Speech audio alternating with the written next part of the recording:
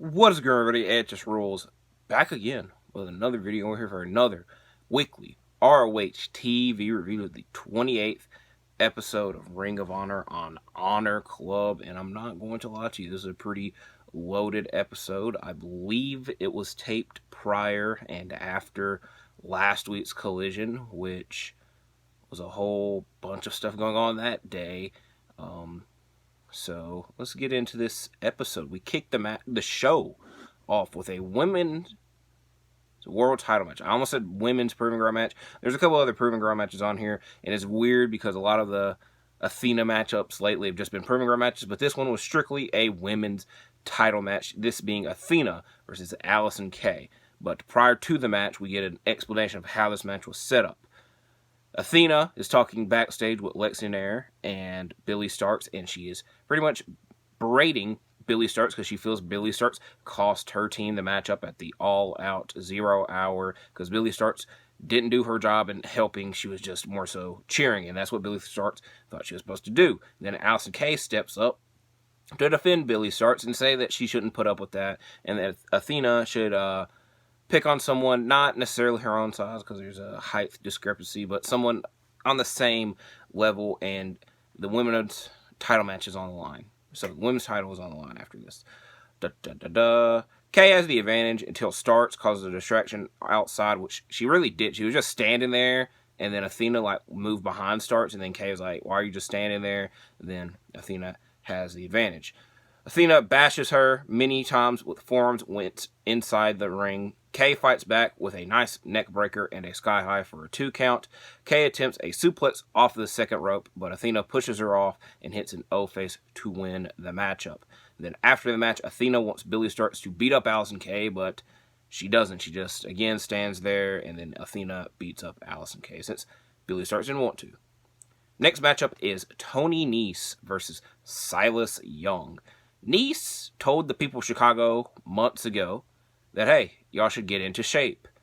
And he didn't really follow it up with saying, hey, y'all aren't in shape, or actually you are. He said that we're going to do more group exercising, and then he is mad because they're not doing a good job at it, and there's not a man that could step up to the plate, leading to the last real man, Silas Young, actually stepping up to the plate. Silas is aggressive to start the match off, but is slowed down once distracted by Mark Sterling on the outside. Silas tries to fight back, but he ends up losing the match to the Running Nese. Next, we get a backstage segment with Dalton Castle. He's being interviewed, and he is dealing with a lot of issues. He is flustered, is the exact word that he was using, mainly with Samoa Joe and holding the TV title hostage, and Stokely kind of not giving him a TV title shot, and then also his boys keep getting beat up, which I'm glad that he took note of, because almost every time the boys have a 2-on-2 tag team match, they end up losing. So I'm glad he actually took note of that. I'll also mention here that earlier we got a recap of Samoa Joe and MJF segment from AEW, and I'm mainly mentioning this because it involves 2 ROH champions, and technically 3 if you include Adam Cole. And I'm not going to go into detail about what happened, but they mentioned what happened. I will say this.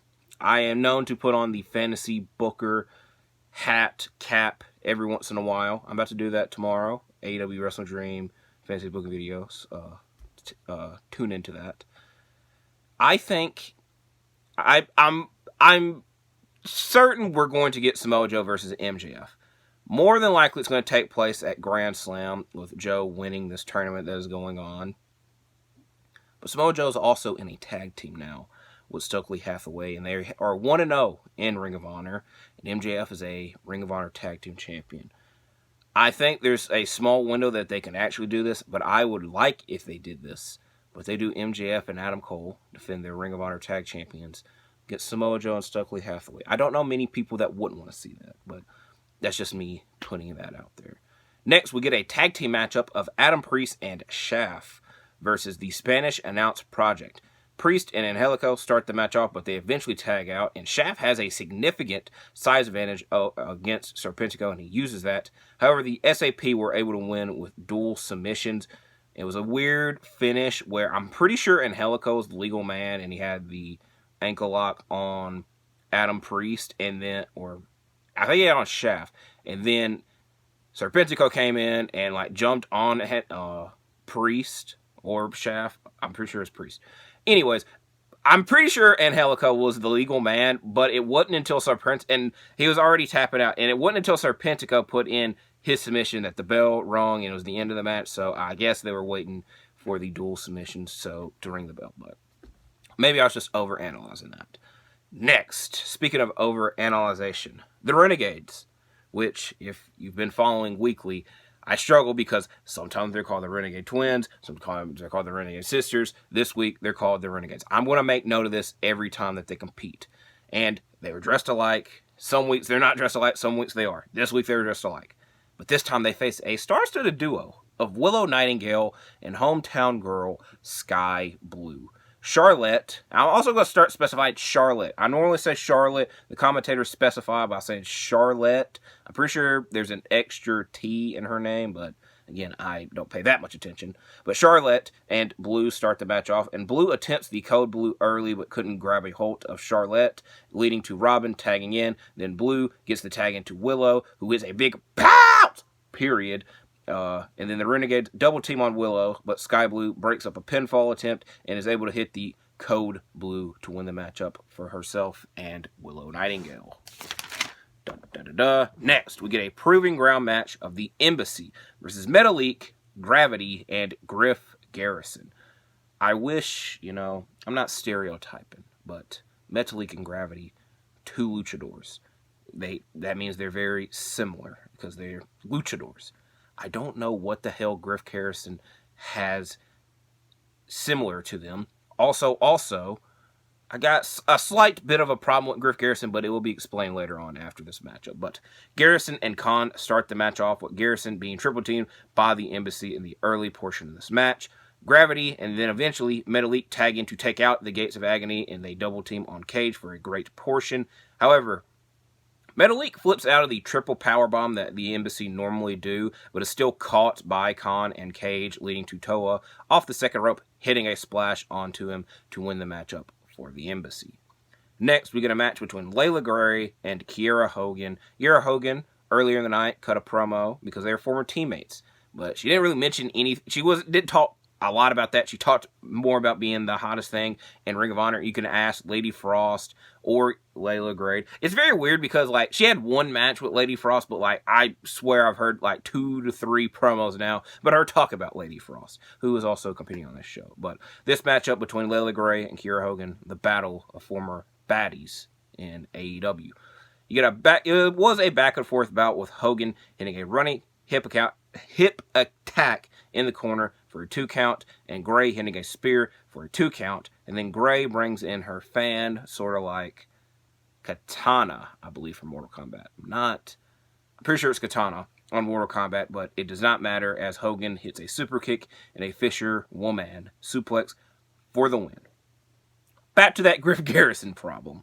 Maria Kanellis explains the promo from last week, which I mentioned last week. There was a segment where Maria Kanellis was talking to Cole Carter, saying that she was going to have an opportunity for Cole Carter and Griff Garrison that night, which confused the hell out of me because Griff Garrison was not involved on that episode of Ring of Honor last week at all. But she does mention it tonight and mentions him tonight, and that she has an opportunity from Griff Garrison because he has a lot of potential, but he needs to be surrounded by the right people. So my whole confusion that I've had this week about this segment does not lead me satisfied by what happened, but we'll see as the weeks go on. Next, we get the Infantry and Willie Mack. Glad to see him back in Ring of Honor versus Davey Bang, August Matthews, and Ja C.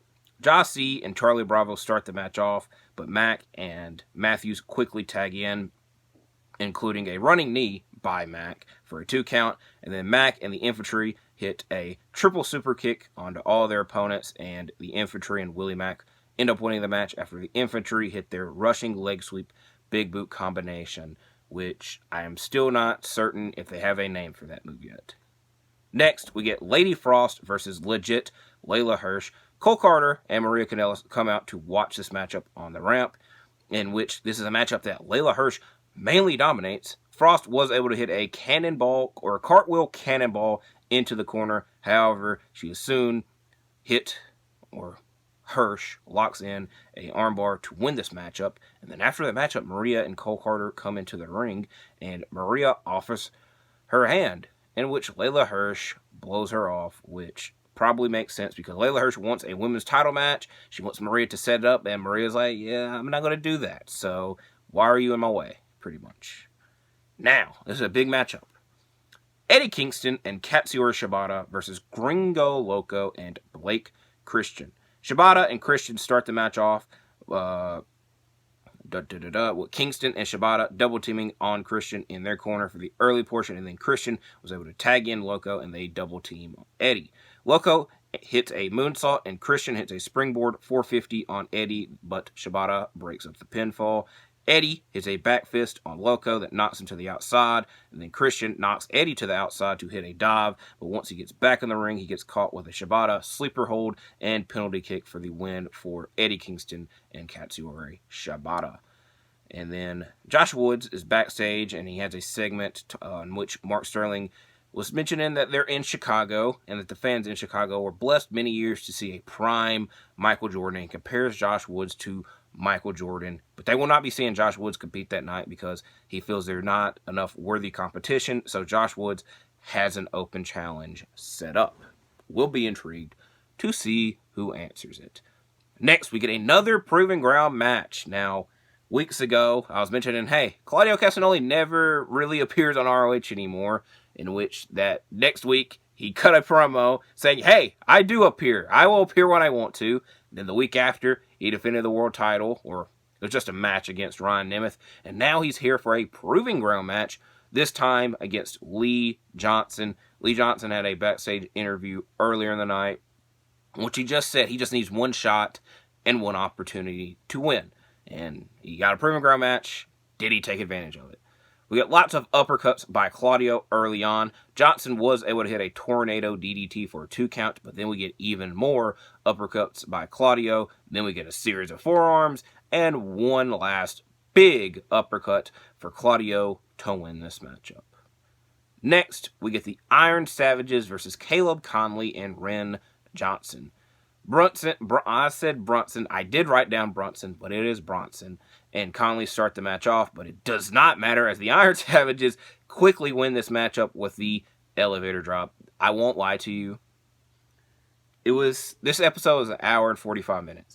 And it was like an hour 35 in this match started. And I'm like, oh my God, this is going to be a long match. Nope, it was a very quick match. And we had one more match left. But before we get to the main event, we had another backstage segment, this one involving Athena, Lexi Nair, and Billy Starks, in which Athena again berates Billy Starks because she didn't do what she was told, and she's just mad at her, and that she's given Billy Starks a lot of chances, but she's going to continue to give her one, but don't mess it up.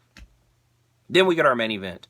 The Best Friends, Darius Martin and Action Andretti versus the Workhorsemen and the Outrunners. We get a sneak attack by the Workhorsemen and the Outrunners before the match starts because they were inside the ring while the other team was making their entrances.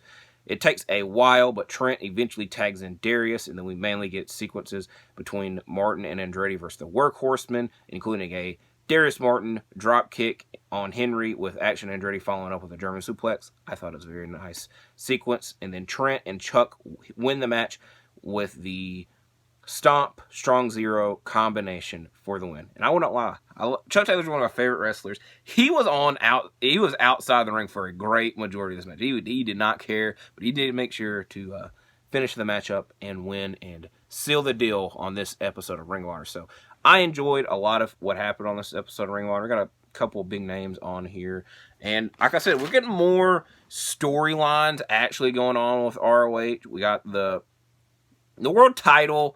Technically, Claudio and Ed, they have a story going on, but they don't mention the ROH world title. Athena is bullying Billy Starks, which I imagine at some point will lead to a women's title match. Adam Cole and MJF, two of the bigger names in AEW or ROH tag champions. Shibata doesn't really have a storyline, but he pops in and out. It's always a treat to see him compete. And then Samoa Joe is now linked technically to the ROH Tag Team titles, but there's no real storyline going on with the TV title either. And then the Embassy just do Proving Ground matchups, and they end up winning. So I can't really complain about it, though. So this is a good episode of ROH. I recommend you watch. I recommend you watch all my videos. I've made a lot of videos this week. I'm going to try to keep that trend going for now and forever. So stay safe. Thank you for watching this video. Please like and subscribe. And I'll see you in the next one.